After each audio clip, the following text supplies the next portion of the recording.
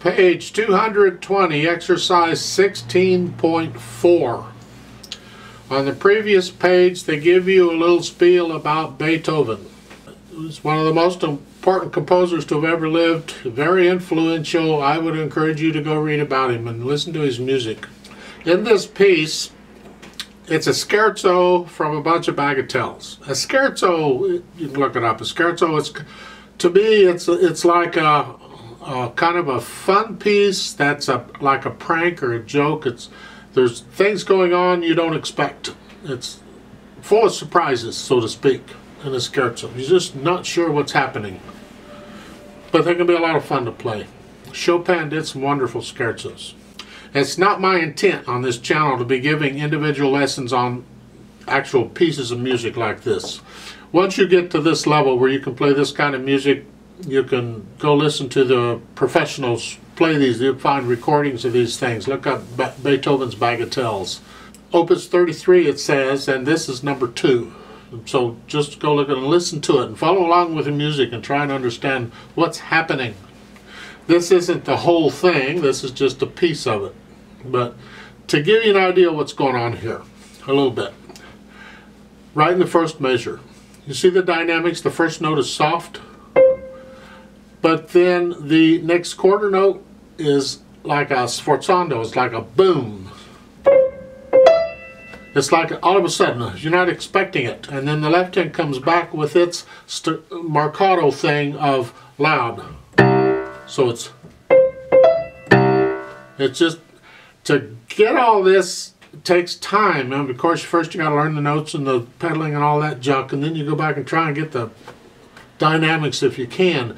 But even going from this soft to loud takes a little practice. And the listener isn't expecting it at all. That's what I mean about a scherzo. You just don't know what's coming. And then the second measure is legato.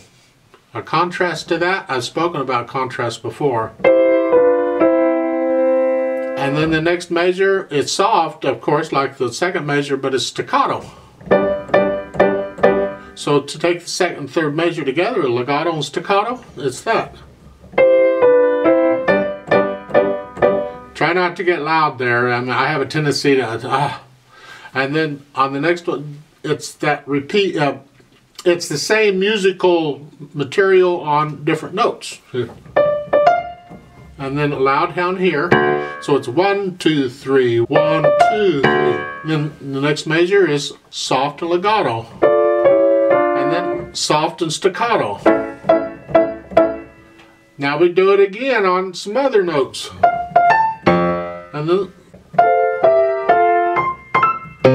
And then it does this thing back and forth in various places, and that's really basically what's going on here.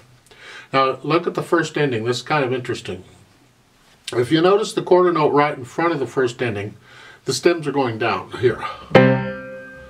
But when you look at the first ending, those stems are going up. Now this could indicate two different voices going on. You got one voice doing here, and the other voice is doing the bottom. Or it could be indicating which hand is supposed to play it.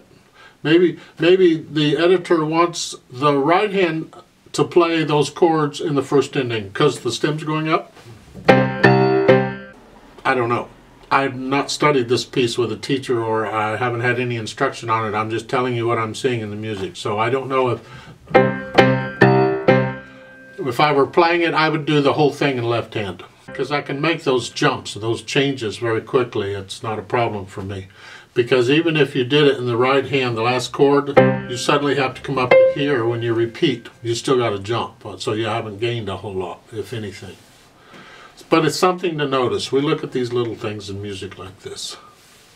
Other than that, I really don't have anything more to say on this. Have fun with it if you want to learn to play this piece.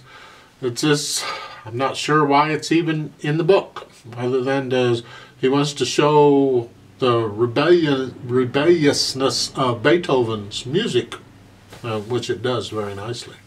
You consider the predecessors to Beethoven, like Mozart and Bach and these other people that came before Beethoven, and Haydn, these people. And then suddenly Beethoven comes up with something like this.